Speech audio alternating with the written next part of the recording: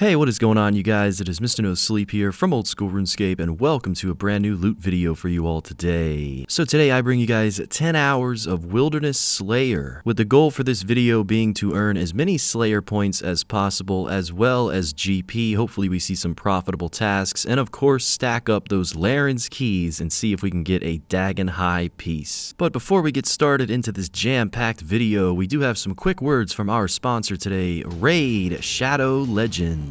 Raid Shadow Legends has been taking the mobile and PC gaming industry by storm since the very start of its release. Millions of players and over 500 champions that you can collect with millions of different combinations. You can master the countless tactics as you take on Raid, exploring all the bosses, all the dungeon runs, the campaign battles, and even the PvP arena matches. Check out the description below and use those links to download Raid, whether it's for your PC or mobile device, or scan my QR code and you can join right away.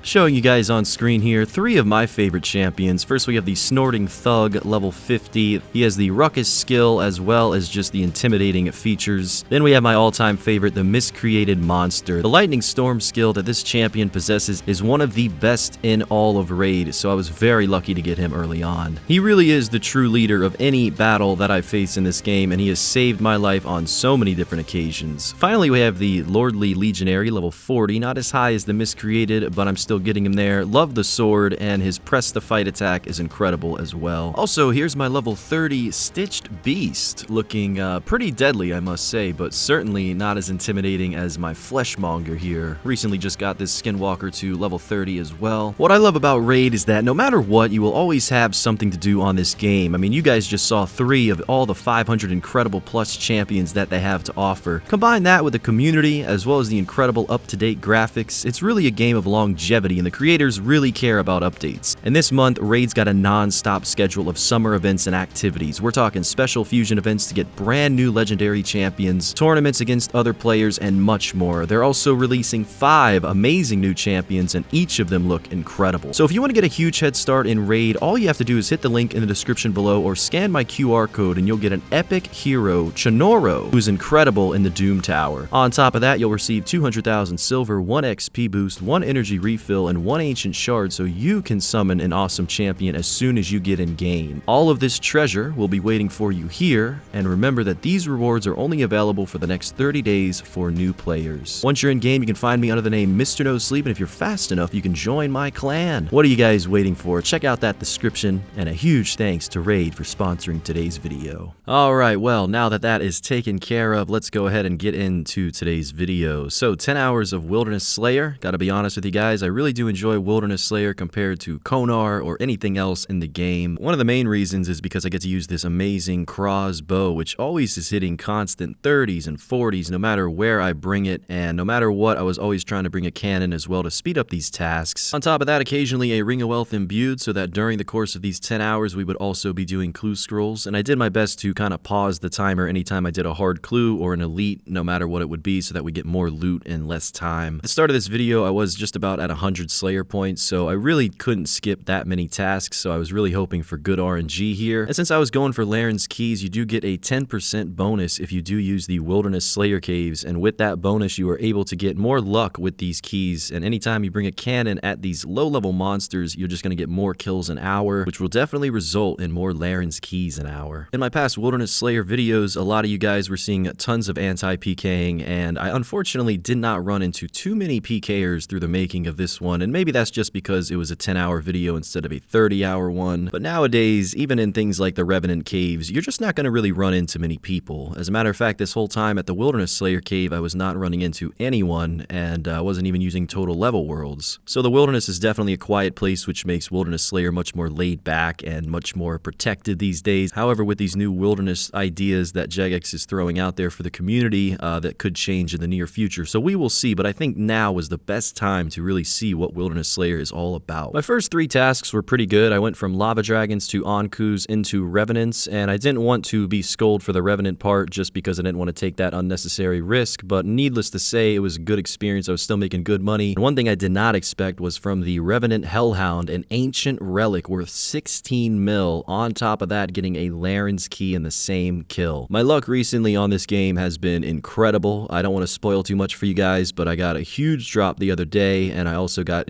just an incredible untradeable drop the other day. So you guys are going to be seeing that soon, but this was the day before both of those things occurred. And yeah, I was just very thankful because I was not expecting to make over 16 mil just in the first 2 hours of this video. Thanks to those revenants, you really never know what you can expect from them. As I was getting these Laryn's keys, I was opening the chest after every single task, and the reason for this was because I just didn't want to stick to the very end for that. I just wanted to see if I can get a Dagon High piece early on. Of course, I was going to keep up with the 10 hour even if we got it early, but it's just more fun for me. It's kind of like opening up a clue as soon as you do it, better than saving the caskets towards the end. But I've done both methods, so. There would of course be times where I wouldn't get a profitable Wilderness Slayer task such as skeletons or magic axes or dark knights in the fortress, and some of these tasks are hard to can and others not so much. You can get a skeleton task done in under a minute. Of course, you can get a spider task done in under a minute as well, unless you decide to kill Venenatus, which I will kind of give you guys a spoiler. There wasn't a single wilderness boss in this video that I did kill for Slayer. I was really just trying to maximize the kills and just get as many keys as possible, not really worry too much about making the GP, especially since how good we did early on. And the bank tab from start to finish was tracking every single drop, even the simple ones such as the Renar seeds or the rune full helms that you get from the greater demons in the Wilderness Slayer cave. Ice giants is another good task. You can really just expect a couple Slayer enchantments from them, as well as Snapdragon and Renar seeds. Most of the time in my inventory, I would bring a little bit of an anti-PKing setup, such as a Bando's Godsword or a Tentacle Whip with a Defender and DDS. And on top of this, I would sometimes bring Blighted Vengeance, so that if anyone did show up, I'd have a pretty good chance at killing them, and hopefully I wouldn't skull in the process. And in some of these tasks, I was actually standing idle for a while because the crossbow combined with the cannon's DPS really will speed up a task, and not only that, but it'll actually kind of make you sit there for a while waiting for them to respawn. So in the meantime, I would bring occasionally feathers and dart tips, and I would get some fletching XP while I was just kind of waiting for my spawns to come back to me. I don't do this often, that's just kind of like a one-time thing, but it is a good idea to, you know, do that if you do want to get some fletching XP or anything like that, because this is kind of a safe environment. I mean, I know it's in the wilderness past 20, but at the end of the day, when I did this for 10 hours and not running into almost anyone, I genuinely feel like you can bring dart tips here and you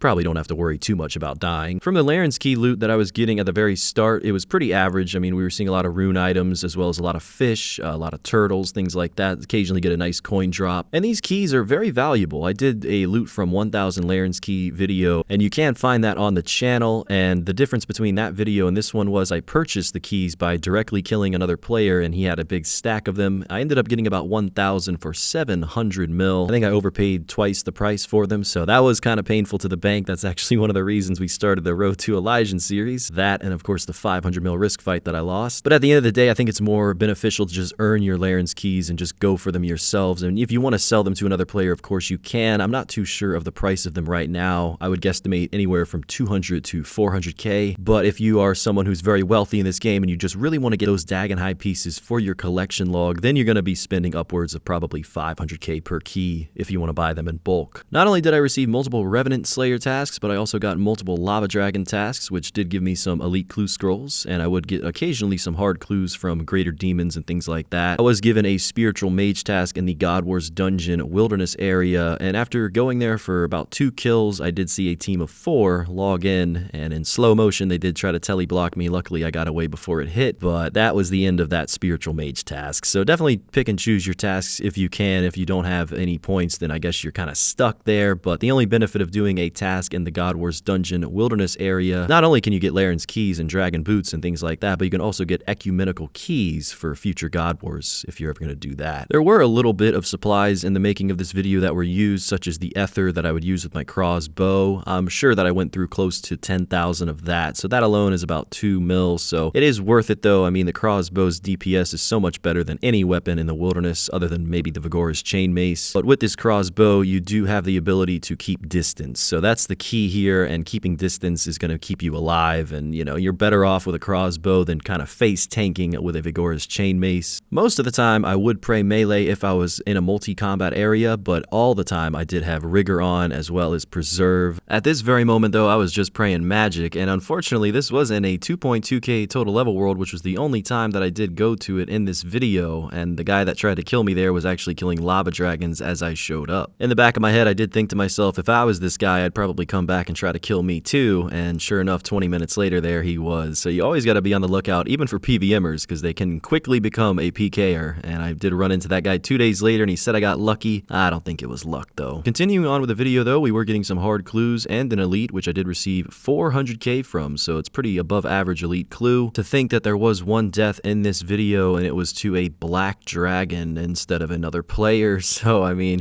it's better to die to a monster than a player, because at least you can run back and get your gravestone and receive all of your items. Even if it is a long run, it's better than not getting anything back at all. So don't AFK your Slayer tasks, especially in 50 Wild. Probably goes without saying, though. One thing that did come from those black dragons that was good was a 625 Slayer point bonus, because that was my 300th Slayer task in a row in the wilderness that I completed. So that felt pretty good. Those points almost brought me up to 1,000, and with those, I had the availability to skip anything that I did not want to do for the rest of the video. Overall, I was having a pretty good experience with this. I mean, I've been doing so much Slayer on this account through the years and almost being 30 million XP and getting a decent amount of XP in this video as well. I can honestly say I've tried every method of Slayer in this game, and I'm hoping one day there's another method that comes out, maybe another Slayer Master, although there's already so many. It really never gets old training Slayer up and getting unique items such as the Brimstone keys or the Laryn's keys, the superiors that you can encounter. There's so much variety with Slayer, and Wilderness Slayer definitely doesn't get enough credit. To think that you get 25 points every task, and some of these tasks, like I said before, can only take minutes to do. Other tasks, not so much, but it just really depends on your luck with that. Keys here and the points here is always going to be worth it to try out, though, in my opinion. I was also bringing Blighted Super Restores, which do give you more prayer if you are in the wilderness. That's the only place you can actually use them in, and they are cheaper than Super Restores, the normal ones, so that's always a good option. Make sure to bring those if you're going to be doing anything in the wild. There is things like Blighted Anglerfish as well, but I didn't dive into that at all. I didn't think it was really worth it, but that's kind of up to you at that point. Here we are around hour 8 into the video. I wasn't really doing hourly updates for this one, but I was keeping track of everything on a notepad, of course, and yet again we got assigned another Lava Dragon task, receiving 2 Laryn's keys from it and checking out the Mage Arena while I was on my way to get these keys opened and running into that guy, but I don't think he had anything there. Opening these 2 keys though and receiving a Dagon High Row Bottom, which is absolutely incredible, not taking it more than 10 keys to get, and that's just so nice to see, and really good price right now. It did go down, but it's still going to add to the price check. I was not expecting to get a Dagon High drop in 10 hours. I think it could at least take 100 keys, and that could take up to 100 hours to receive, just depending on your RNG and how low of a level you are. So I really got lucky with that. I was very happy. I've not had that much luck at Brimstone chests, but Laryn's chests seemed to be pretty generous to me, so the luck streak was real. We had an Ancient Relic along with a huge bank tab of clue scrolls and monster drops. So much to price check, and now let's go ahead and do that. Let's see how much we made from 10 hours of Wilderness Slayer. And the very first price check, this is a lot of the clue scroll items as well as some Revenant loot, does come out to be about 1.6 million. Now we move on to the second price check. This is some more teleports as well as Lava Dragon loot, and most of this is really where the bulk of the money comes from, 3.6 mil, as it goes for the smaller items anyway. And now we have a little bit of the Laryn's key loot as well as some bonus things that were obtained during this video. And the third price check does come out to be just about 1.5 mil for this one. I didn't really ever have any bad Laryn's keys, so anytime you do get a Laryn's key, it's probably going to be pretty good, or at least over 150k, I'd say. Another 18 mil from the Ancient Relic and the Dagon High piece, meaning that we made 24.7 mil from 10 hours of Wilderness Slayer, spending about 3 mil to 4 mil in supplies. And as it goes for the XP and the points, I did receive over 1,000 Slayer points gained and over 230k Slayer XP. So with all that profit and all those points, I gotta say this video was a success. I really hope you guys enjoyed it. I know I was supposed to upload 10 hours of Gauntlet today, but I'm saving that for tomorrow night instead. Thank you guys for the incredible support. I will see you in the next one, and until then, Mr. No Sleep